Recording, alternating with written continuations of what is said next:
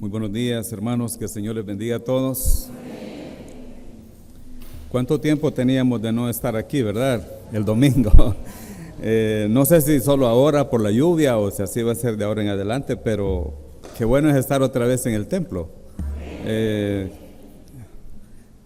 Al menos yo extrañaba mucho que estuviéramos aquí otra vez, ¿verdad? Qué bueno, gracias a Dios por eso. Gracias a Dios por la lluvia también.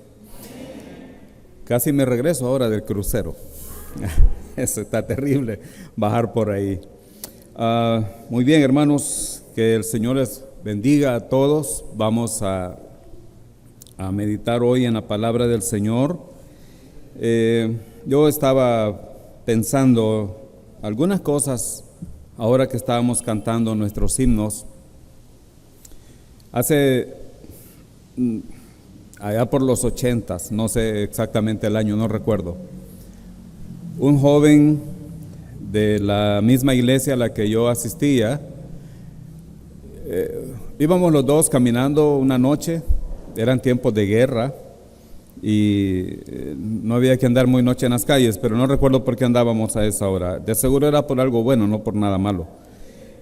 Y pasamos por una casa donde estaban cantando, estaban algunas personas levantando sus manos y cantando, pero nunca habíamos visto antes eso y nos acercamos un poco curiosos y nos llamó la atención que las personas estaban cantando a una gran fotografía que tenían en una silla, así, había una silla adornada con flores y había un manto ahí bastante especial, se miraba ese manto y la foto de un anciano ahí. Y todo el mundo le cantaba y nos dijeron, ¿quieren pasar? Y pues por pura curiosidad dijimos, sí, vamos a entrar. Y entramos y estaban cantándole a esa fotografía. Y luego platicamos con algunas personas y nos dijeron que él es el representante nuevo de Dios en la tierra. Él es un hombre, o era, creo que ya falleció, que se llamaba Amós. Y a todas las personas que se congregaban ahí les decían amositas y andaban un pin con la foto de ese hombre aquí. Hay en México también una secta, porque todas estas son sectas, una secta que se llama La Luz del Mundo. Y le cantan a un hombre que cada vez van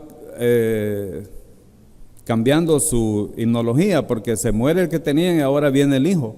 Hace unos años creo que era un hombre que se llamaba Samuel y ahora es su hijo que se llama Naasón, que por cierto está preso en Estados Unidos por inmoralidad sexual. Bueno, le cantan a él.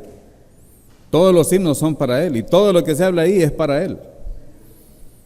Y conocí hace años a un muchacho en El Salvador también que me dijo que él iba a la verdadera iglesia donde adoran a un hombre que se llamaba William Branham, un supuesto profeta en los Estados Unidos que fundó su propia iglesia. Y él me dijo, nosotros le cantamos a él, los himnos son para él porque él es el representante de Dios en la tierra. Él me dijo, cuando nosotros terminamos nuestros cultos, nadie sale dándole la espalda a la fotografía de ese hombre. Todo el mundo sale caminando para atrás. ¿Y por qué? Porque no le damos la espalda al profeta. Bueno, me puse aquí a anotar los himnos que hemos cantado hoy. El primer himno que cantamos se llama Cristo, nombre sin igual. El segundo himno se llama Hubo quien por mis culpas. ¿Quién es el que murió por nuestras culpas? Jesucristo. Cantamos años mi alma en vanidad vivió, ignorando a quien por mí sufrió. ¿Quién es él? Es Jesucristo. Cantamos otro himno que se llama Salvador, a ti me rindo.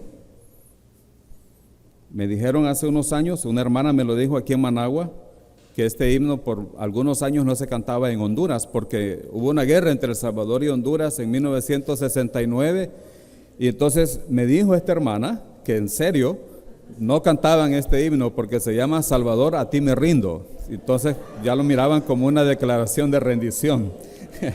Yo no sé si es verdad, pero la hermana me dijo, así es, hermano, ok. cantamos otro himno que se llama Maravilloso es. Y dice, maravilloso es cuando pienso que Dios me ama a mí. Y Dios muestra su amor para con nosotros en que siendo aún pecadores, Cristo murió por nosotros. Y el último himno que cantamos se llama Alabad al gran rey. Bueno, hay muchos reyes y algunos son grandes. El rey Felipe de España mide como 4 metros, es altísimo. Pero él es grande en el sentido de altura. El gran rey al que nosotros alabamos es Jesucristo. Y el mensaje de hoy, hermanos, se titula Jesucristo, el todo de la iglesia. Jesucristo, el todo de la iglesia.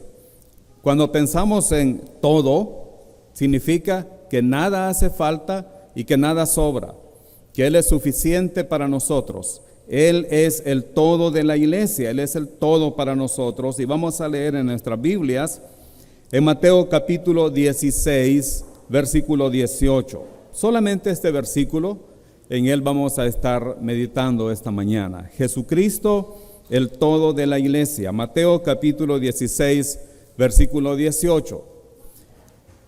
Jesús está preguntando a sus discípulos, ¿quiénes dicen la gente que es Él? Unos dicen que Elías, otros que otro profeta, y Él pregunta a sus discípulos, ¿y vosotros, quién decís que soy yo? ¿Quién soy yo para ustedes? Y el apóstol Pedro dijo, tú eres el Cristo, el Hijo del Dios viviente. Y en el versículo 18 Jesús dice, y yo también te digo que tú eres Pedro, y sobre esta roca edificaré mi iglesia, y las puertas del Hades no prevalecerán contra ella. Vamos a orar, hermanos. Padre Celestial, gracias te damos por tu palabra. Ayúdanos, Señor, a meditar en ella y a poner siempre nuestra mirada en Jesucristo. Te damos gracias en el nombre de Jesús. Amén. Jesucristo es el todo de la iglesia. Jesucristo lo es todo para nosotros. Él lo llena todo. Él debe ser nuestro enfoque en todo. Hebreos dice que tenemos que poner los ojos en Jesús, el autor y consumador de la fe. Hermanos, la iglesia debe importarnos porque la iglesia le importa a Jesucristo. Es importante para Él. Pero cuando pensamos en la iglesia, es bueno también aclarar qué es la iglesia y qué no es la iglesia. Porque hay confusión a veces en cuanto a qué es la iglesia y confundimos incluso nosotros los creyentes. Permítame darles algunos puntos de vista que tienen que ver con lo que la iglesia no es. Hermanos, la iglesia no es el edificio físico, no es este templo, no es este lugar. Esto no es la iglesia. La iglesia no se refiere tampoco y no es la denominación. Hay muchas denominaciones en el mundo. Nosotros pertenecemos a una denominación, pero cuando la Biblia habla de la iglesia, no está hablando de denominaciones. En el libro de los Hechos y en las cartas apostólicas no encontramos ningún nombre de ninguna denominación. La iglesia no es sinónimo ni reemplazo de Israel. La Biblia habla muy claro de que Israel es la nación escogida por Dios.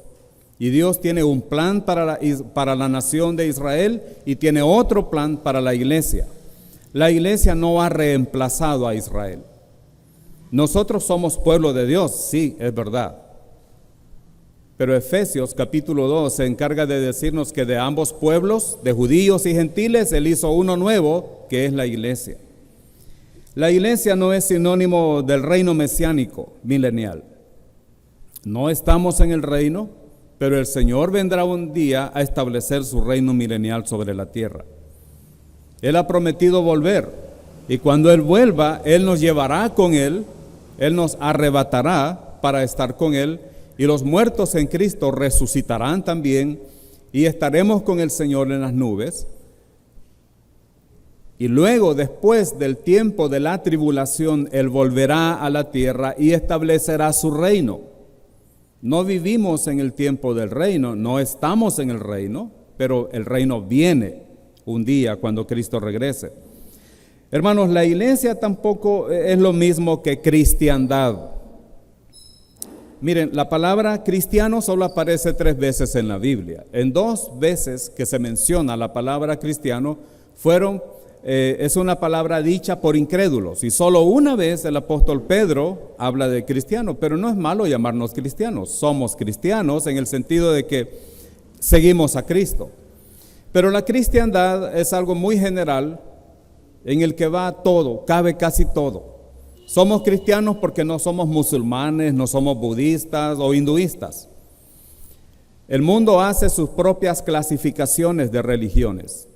Y en la cristiandad, ahí va Iglesia Católica, Adventistas, Testigos de Jehová, todo el mundo cabe ahí.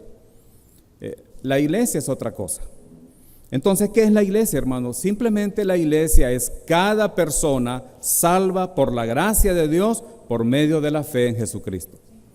La iglesia es cada uno de nosotros que hemos creído en Cristo.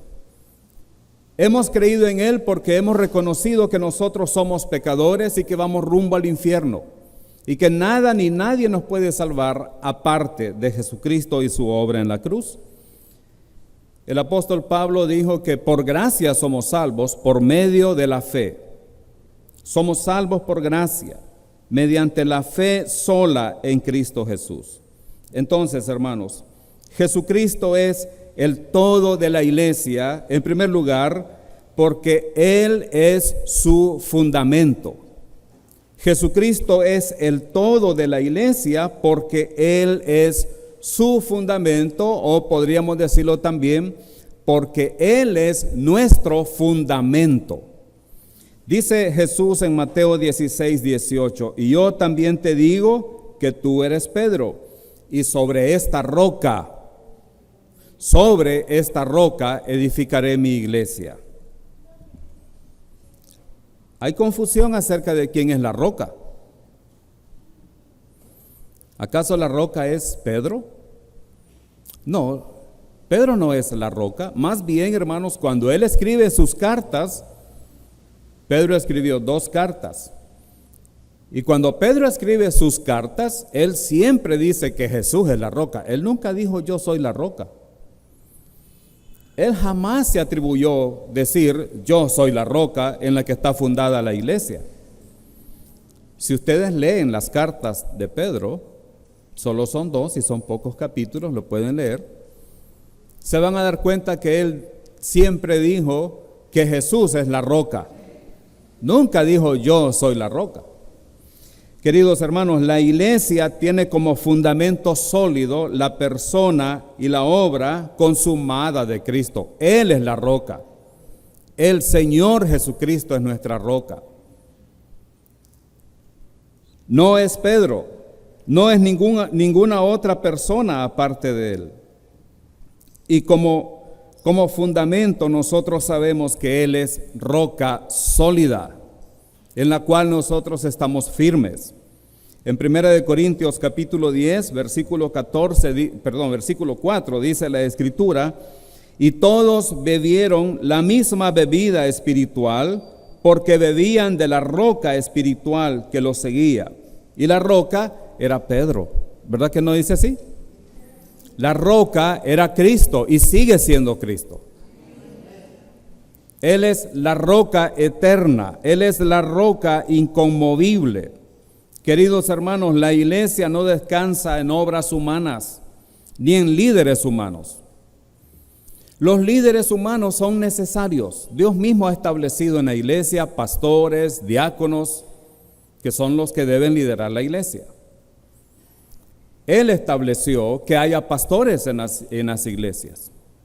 Él es quien reparte los dones espirituales. Él da el don de ser pastor, maestro a quienes Él quiere. Sí, es verdad. Y tenemos que reconocer a los pastores, como dice Pablo a los tesalonicenses, tenerlos en mucha estima por causa de su obra. Hay diáconos en las iglesias también. ¿Quién estableció eso? El Señor. También hay diáconos, son líderes.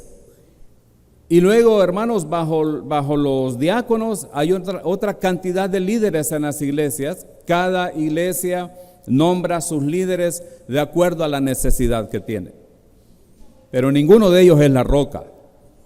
Ningún pastor es la roca. Ningún misionero es la roca. Ni nuestras obras tampoco nos hacen descansar para ser parte de la iglesia. La iglesia tiene como fundamento a aquel que murió en la cruz pagando nuestros pecados, fue sepultado y resucitó al tercer día. Él es nuestro fundamento. Ahora, también sé que hay otras personas en las iglesias que a veces se les conoce como fundadores. El fundador de una iglesia es diferente al fundamento de la iglesia. Siempre hay quienes toman la iniciativa de comenzar a predicar en algún lugar y poco a poco, hermanos, la gente va creyendo en Cristo y se forma una iglesia, y estas personas que tomaron la iniciativa de predicar y establecer una nueva iglesia son conocidas como fundadores de la iglesia. Está bien, se reconoce que ellos comenzaron su trabajo, pero una cosa es ser el fundador y otra cosa es ser el fundamento. El fundamento no cambia, el fundamento siempre es Cristo. Dice 1 Corintios capítulo 3, versículo 11, porque nadie puede poner otro fundamento que el que está puesto, el cual es Jesucristo. La Biblia es tan clara que hay pasajes que no necesitan mayor explicación, solamente creerlos y fijarse bien lo que dice. Nadie puede poner otro fundamento que el que está puesto. Cuando pensamos en el fundamento, podemos pensar en un edificio. Todo edificio necesita un fundamento. No se hace sobre el suelo, en la superficie. Se tiene que poner un fundamento. Si el fundamento es fuerte, si el fundamento es sólido, esa casa es fuerte y es sólida. Si el fundamento no sirve, si el fundamento es débil, esa casa es débil, en cualquier momento se va a caer. ¿Qué clase de fundamento tiene la iglesia? Tenemos un fundamento sólido. Pablo dice, nadie puede poner otro fundamento que el que está puesto, el cual es Jesucristo. Y el apóstol Pedro, predicando, dijo en Hechos 4:12, y en ningún otro hay salvación, porque no hay otro nombre bajo el cielo dado a los hombres en que podamos ser salvos. Entonces, hermanos, Jesucristo es el todo de la iglesia. Primero, porque Él es su fundamento. Y segundo lugar, porque Él es su constructor. Él no solamente es el fundamento, Él es el constructor de la iglesia. Él es nuestro constructor. Mateo 16:18 dice, y yo también te digo que tú eres Pedro, y sobre esta roca edificaré mi iglesia. Si Pedro fuera la roca, él hubiera dicho, y sobre esta roca edificarás la iglesia. Pero ¿quién está edificando la iglesia? ¿Quién es el constructor de la iglesia? ¿Quién ha diseñado la iglesia? Es Jesucristo. Hermanos, esto me hace descansar personalmente a mí. Porque Jesucristo nunca le pidió a un pastor que edifique la iglesia. Él es el edificador. Él es quien está construyendo la iglesia. Hermanos, la iglesia no es edificada por hombres, es edificada por Jesucristo. Si olvidamos esto, comenzaremos a crear nuestros propios proyectos para edificar la iglesia. No nos ha llamado el Señor a eso. A los pastores y a los líderes, Él es el constructor de la iglesia. Entonces, pastores, líderes, Dios nunca nos pidió que edifiquemos su iglesia. Él nos pidió que prediquemos su palabra. Dejemos que Él edifique su iglesia. El trabajo de los pastores, de los predicadores, es simplemente predicar la palabra de Dios. Pablo le dijo a Timoteo Te encarezco delante de Dios y del Señor Jesucristo, que juzgará a los vivos y a los muertos en su manifestación y en su reino, que prediques la palabra, que instes a tiempo y fuera de tiempo. ¿Y cómo lo iba a hacer? Pues redarguye, reprende, exhorta con toda paciencia y doctrina. El trabajo de los pastores no es edificar la iglesia, es predicar la palabra de Dios. Y a través de la predicación de la palabra de Dios, Él está edificando su iglesia.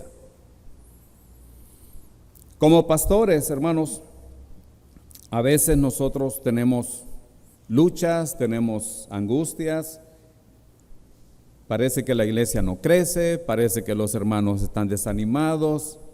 Pues tenemos que predicar la palabra de Dios. Pero la iglesia la edifica el Señor. Y la iglesia es edificada a través de la palabra de Dios. Nos ha llamado a predicar su palabra. Dice 1 de Pedro capítulo 2 versículos 4 y 5. Acercándoos a Él. Miren, Pedro está escribiendo esto. Pedro, acercándoos a Él, piedra viva, desechada ciertamente por los hombres, mas para Dios escogida y preciosa. Vosotros también, como piedras vivas, sed edificados como casa espiritual y sacerdocio santo, para ofrecer sacrificios espirituales aceptables a Dios por medio de Jesucristo. Aquí Pedro dice que Él es la piedra, que Jesucristo es la piedra viva y que nosotros debemos ser edificados. Ahora, no nos edificamos a nosotros mismos. Aquí hay algo que es importante de hacer notar. El verbo ser, ahí, es un verbo que está en una voz que se llama voz pasiva. Los verbos tienen dos tipos de voz, la voz activa y la voz pasiva. La voz activa es cuando uno ejecuta la acción, cuando yo hago algo. Pero la voz pasiva de los verbos es cuando la acción la hacen sobre mí. A veces nosotros decimos, ¿verdad? Voy a quitarme el pelo, pero yo no me puedo quitar el pelo, hermano. Yo voy a que me quiten el pelo. Es otra cosa, ¿verdad? Hermanos, nosotros no nos edificamos nosotros, nos edifica el Señor. Nos edifica Él a través de su palabra, tal como este edificio no se hizo solo. Este edificio fue hecho. No nació él solo. No se hizo a sí mismo. Pues de la misma manera, hermanos, Jesucristo es nuestro constructor, Él nos está edificando y nosotros somos edificados a través de la exposición de la palabra, somos edificados a través de las pruebas también que vienen para fortalecernos, pero no nos edificamos nosotros, Él es nuestro edificador, Él es nuestro constructor.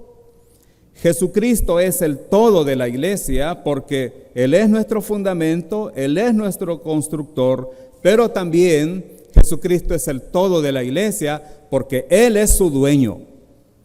Jesucristo es el dueño de la iglesia. En Mateo 16, 18 Jesús dijo, y sobre esta roca edificaré mi iglesia. ¿De quién es la iglesia? ¿A quién le pertenece la iglesia? ¿De quién somos? Somos de Jesucristo. El adjetivo posesivo mi indica propiedad. Como cuando usted dice mi libro, mi casa.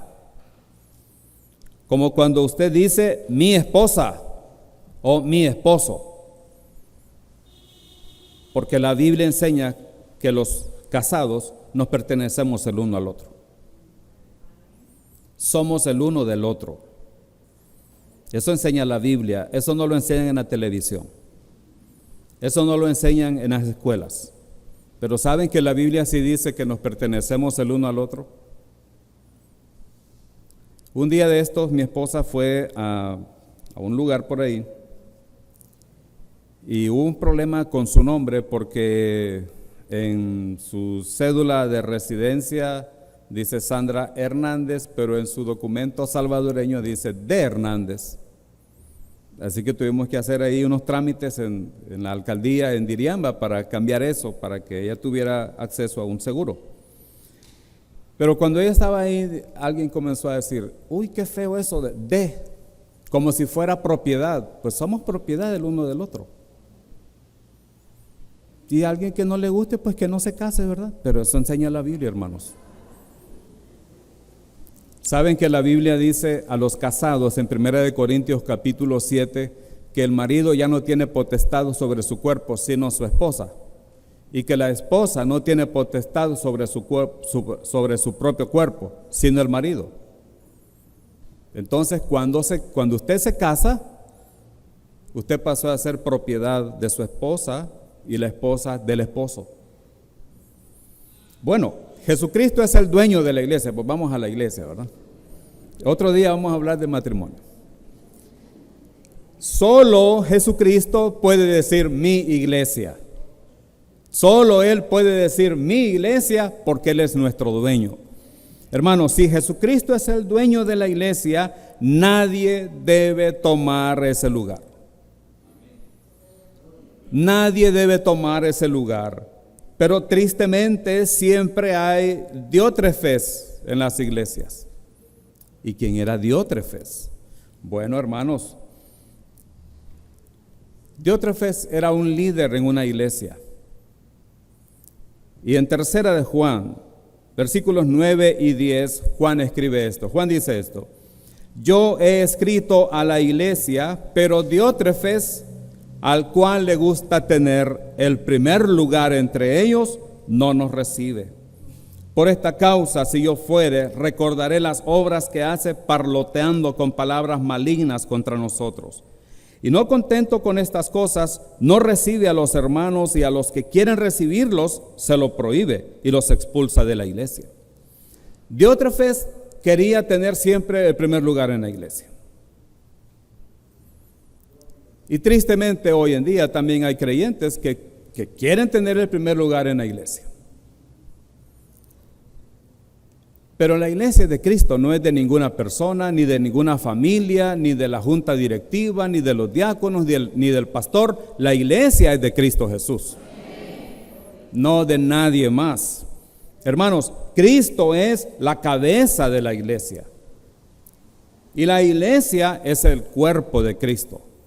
Mi padre fue pastor por 40 años, más o menos, hasta que el Señor lo llamó a su presencia en 1999. Y yo estaba muy pequeño, hermano, quizás tenía 5 o 6 años.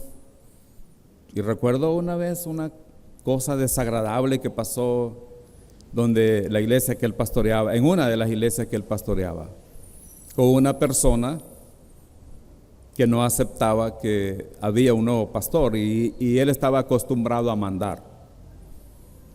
Y una vez que mi papá llegó, que tampoco mi papá era tan bueno, a él le gustaba hacer muchas bromas, pero cuando había que ser serio, él se ponía serio. Y hubo una dificultad con alguien ahí. Yo tenía 5 años cuando recuerdo estar sentado en la primera banca esperando que comenzara el culto del domingo por la mañana. Yo estaba a la par de mi papá y éramos quizá el segundo domingo o tercer domingo que estábamos en esa iglesia. Y llegó esta persona con unas llaves y se las tiró y empezó a decirle un montón de cosas. Y yo estaba asustado, pensé que el hombre le iba a pegar. Y luego se fue enojado. Entre el liderazgo a veces hay situaciones difíciles, pero nunca hay que perder de vista que la iglesia es el cuerpo de Cristo y Él es nuestra cabeza.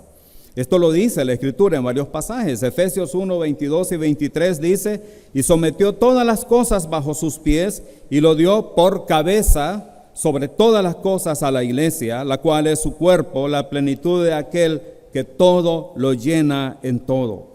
Dios el Padre ha dado a Jesucristo por cabeza sobre todas las cosas a la iglesia. Dice Efesios 5, 22 y 23: las casadas estén sujetas a sus propios maridos como al Señor. Bueno, pensé que alguien iba a decir amén. Porque el marido es cabeza de la mujer, así como Cristo es cabeza de la iglesia, la cual es su cuerpo y Él es su Salvador. Está bien. No tienen que decirlo por obligación. Bien, ¿qué dice este pasaje? Que el marido es cabeza de la mujer, así como Cristo es cabeza de la iglesia. Bueno, esto es un gran compromiso para los casados. Cada hombre casado debería temblar cuando ve esto. Saben que el hombre casado, creyente, tiene como norma ser como Cristo para su esposa. Algunos dicen, mira mujer, mira lo que dice aquí, yo soy la cabeza. Sí, pero vea que así como Cristo, el estándar, hermanos, es Cristo. Cada casado debe ser como Cristo hacia su esposa. El casado debe recordar, el creyente, porque esto es para creyentes, el creyente debe recordar que su estándar es Jesucristo. Cristo no maltrata a la iglesia. Cristo protege a la iglesia. Cristo cuida a su iglesia. Cristo provee para la iglesia. Pues así debe ser el esposo. Pero lo que quiero enfatizar aquí es que Cristo es cabeza de la iglesia, la cual es su cuerpo y Él es su Salvador. Y Colosenses 1:18 dice también, y Él es la cabeza del cuerpo que es la iglesia. Él, que es el principio, el primogénito de entre los muertos, para que en todo tenga la preeminencia. ¿Y qué significa eso de que Cristo es la cabeza de la iglesia? Que de Él viene la orden, que Él da las instrucciones. Y nosotros tenemos que seguir sus instrucciones, y sus instrucciones están en la palabra de Dios. Las instrucciones que el Señor Jesucristo da a la iglesia no vienen a través de un sueño que alguien tuvo anoche. No vienen a través de una supuesta visión. Todo está en su palabra. Tenemos que seguir los consejos, bueno, no los consejos, las instrucciones de la palabra de Dios, porque vienen de la cabeza y la cabeza es Cristo. Y además, hermanos, Jesucristo es el dueño de la iglesia porque Él la compró con su sangre preciosa. Él pagó el precio por nosotros. Somos comprados por la sangre preciosa de Cristo. Dice la Escritura en 1 de Pedro 1, versículos 18 y 19. Sabiendo que fuisteis rescatados de vuestra vana manera de vivir, la cual recibisteis de vuestros padres, no con cosas corruptibles como oro o plata, sino con la sangre preciosa de Cristo, como de un cordero sin mancha y sin contaminación. Hemos cantado un himno que dice, hubo quien por mis culpas muriera en la cruz. ¿Por qué murió Él por nosotros? Porque nosotros estábamos perdidos. Dice el versículo 18, sabiendo que fuisteis rescatados. La palabra rescatado significa Él pagó el precio por nosotros. Él pagó el rescate. Nosotros éramos esclavos del pecado. Éramos esclavos de una naturaleza pecaminosa que nos gobernaba y no teníamos otra opción más que seguir esa línea. Pablo dice también en Efesios que nosotros estábamos muertos, pero Él nos dio vida. Y que nosotros estábamos siguiendo la corriente de este mundo. Al decir Pablo en Efesios capítulo 2 que seguíamos la corriente de este mundo, ¿saben que la idea original en griego es que nosotros íbamos al paso de este mundo? Y la idea es tal como los militares marchan. ¿Ustedes han visto las marchas militares? ¿Cada quien va caminando por donde le da la gana? No. Hay alguien que va dando la orden. Hay alguien que va marcando el paso, ¿verdad? A mí me gusta ver los desfiles militares, porque son tan ordenados para marchar, porque van marchando al mismo paso. pero hay alguien que va dictando el paso. Hay alguien que lo va guiando. Pues de la misma manera, cuando nosotros éramos esclavos del pecado, Satanás nos marcaba el paso y a ese paso íbamos nosotros. Pero ahora Él nos ha rescatado, Él ha pagado el precio. Dice la Escritura que esta vana manera de vivir la recibimos de nuestros padres. Y hemos sido rescatados no con cosas corruptibles como oro o plata, sino con la sangre preciosa de Cristo. Cuando se estudian las cartas de Pedro, ¿saben que una de las palabras favoritas de Pedro es la palabra preciosa? Él dice en el capítulo 1, versículo 4, que hemos recibido preciosas y grandísimas promesas. Las promesas que tenemos nosotros los creyentes son preciosas. También dice la Escritura que Él es la piedra preciosa y escogida. Y aquí se habla de la sangre de Cristo. Su sangre preciosa es el precio pagado por cada uno de nosotros. Y ese rescate está al alcance de cualquier persona que reconozca que está perdida, que va rumbo al infierno, pero cambia su manera de pensar y pone su fe sola en Cristo solamente. Cualquier persona puede ser también rescatada con la misma sangre de Cristo. Entonces, hermanos, hemos visto que Jesucristo es el todo de la iglesia porque Él es nuestro fundamento, Él es nuestro constructor, Él es nuestro dueño, pero también Jesucristo es el todo de la iglesia porque Él garantiza su permanencia. En el versículo 18 de Mateo 16, Jesús termina diciendo, y las puertas del Hades no prevalecerán contra ella. Esta es una promesa del Señor. Las puertas del Hades no prevalecerán contra ella. ¿Qué quiere decir esto? Que los poderes del infierno no podrán destruir la iglesia. Jesucristo, el Dios hecho carne, está con nosotros. Tenemos una batalla espiritual diaria. Todos los días tenemos una batalla espiritual.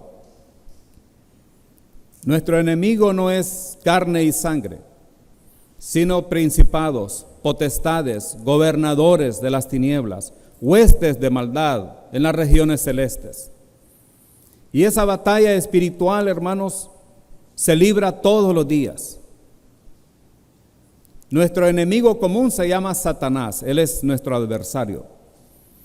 Es un personaje real, no es de caricaturas, no es una leyenda, no es un mito, pero a nadie le interesa más que el mundo crea que Satanás no existe como al mismo Satanás. Él pretende engañar al mundo y lo hace. Él es el engañador. Y él hace creer a la gente que él es solamente producto de la ficción. Algunos enseñan que Satanás es alguien ficticio para asustar a la gente. Pues ojalá que se asusten, hermanos, porque la Escritura describe a Satanás como alguien sumamente perverso. La idea no es solamente que se asusten, la idea es que reconozcan que es un personaje real y que Satanás con todo su ejército de ángeles está en guerra contra Dios, contra Cristo y contra la iglesia. Pero Jesús dijo, las puertas del Hades no prevalecerán contra ella. Los poderes del infierno no pueden destruir la iglesia. Jesucristo, el Dios hecho carne, está con nosotros. Las puertas del Hades jamás van a abrirse para los hijos de Dios. Si usted es hijo de Dios, su salvación está garantizada. A veces es un poco difícil entender algunas cosas de la palabra de Dios porque nuestra mente es humana y está contaminada. Pero ¿saben que la Biblia establece la seguridad eterna de nuestra salvación? También a veces hablar de la seguridad eterna de la salvación lleva a algunas personas a ideas incorrectas, como por ejemplo, bueno, si la salvación no se pierde, entonces puedo vivir como me da la gana. Entonces puedo pecar y no va a pasar nada. No es cierto. Porque desde el momento en que usted es hijo de Dios o hija de Dios, ahora usted está bajo el cuidado de Dios y la disciplina de Dios. Un pasaje muy tremendo en Hebreos 10:26 dice esto. Perdón, no es Hebreos 10:26. Está en Hebreos, creo que es el 31, que dice esto: horrenda cosa es caer en manos del Dios vivo. Saben que el contexto de ese pasaje no está hablando de los incrédulos, está hablando de creyentes. Creyentes que pecan voluntariamente. Creyentes que después de haber recibido el amor de Dios, después de haber sido perdonados de sus pecados, piensan que pueden pecar deliberadamente. Dice la Escritura en Hebreos 10:26 que si continuamos pecando voluntariamente o deliberadamente, ya no queda otro sacrificio más por los pecados, sino una horrenda expectación de juicio y de hervor de fuego que ha de devorar a los adversarios. La idea ahí, hermanos, es que Dios también disciplina a sus hijos. El hecho de que nuestra salvación sea eterna y segura no nos da la puerta abierta para pecar. No es una licencia para pecar. Si usted maneja, espero que tenga una licencia, ¿verdad?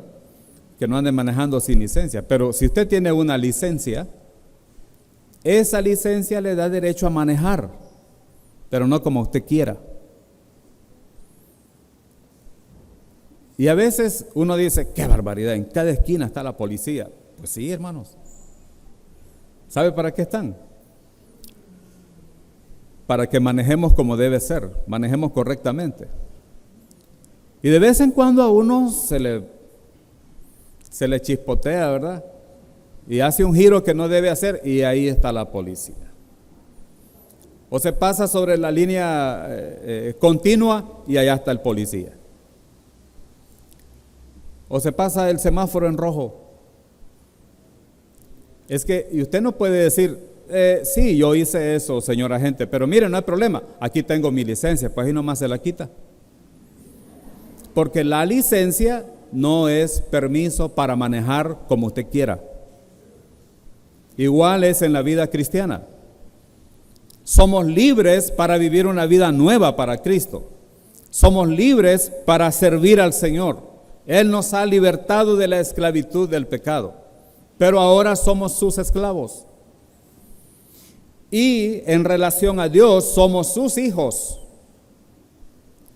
Y cuando los hijos desobedecen a sus padres, ¿qué deben esperar? ¿Qué pueden esperar? Pues la disciplina de sus padres. Y Dios es igual, Él disciplina a sus hijos. Hermanos, Jesucristo garantiza que nuestra salvación es eterna y segura. A través de muchos pasajes de la Escritura. En Juan capítulo 10, Él dijo, yo les doy vida eterna y no perecerán jamás, ni nadie los arrebatará de mi mano. Mi Padre que me las dio es mayor que todos y nadie las puede arrebatar de la mano de mi Padre. Si usted es hijo de Dios, usted tiene el Espíritu Santo morando dentro de usted. Usted está en la mano de Jesucristo y está en la mano del Padre. ¿Hay alguien más poderoso que ellos? Su salvación está garantizada, pero Dios espera que Él sea también en nuestra vida cristiana el todo para nosotros. Que vivamos para glorificar su nombre, que vivamos para que Él sea exaltado. Dios quiere que nuestra vida sea una vida de testimonio para los demás y no una vida llena de pecado. Queridos hermanos, iglesia, Jesucristo es todo para ti. Es tu Salvador. Él es tu fundamento firme y estable. Él es quien te edifica por medio de su palabra. Él es tu dueño. Él garantiza que tu salvación es eterna y segura. Él fue a la cruz por amor a ti.